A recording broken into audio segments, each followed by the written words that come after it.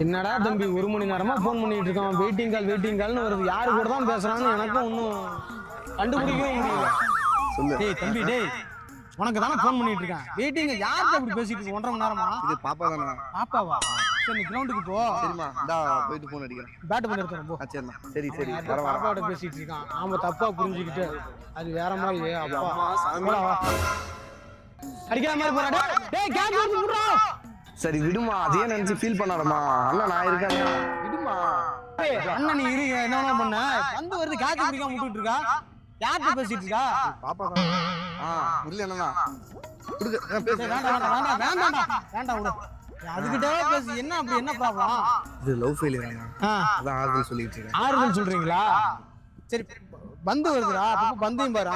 அம்மா என்ன தம்பி கார்த்தி, என்ன எப்ப பார்த்தாலும் யார்கிட்டயும் பேசிட்டு இருக்க, மெசேஜ் அனுப்பு. என்ன அது? பாப்பா நான் சொல்லிட்டு இருக்கேன்.